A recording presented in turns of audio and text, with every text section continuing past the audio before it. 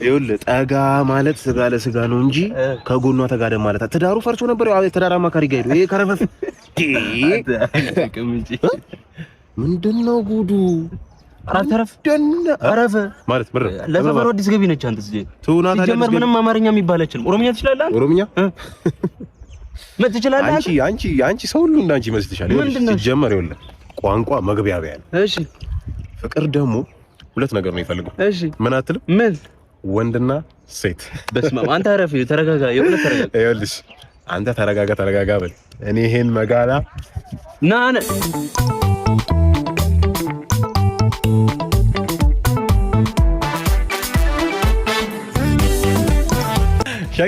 ሸጌ ጋሽቲ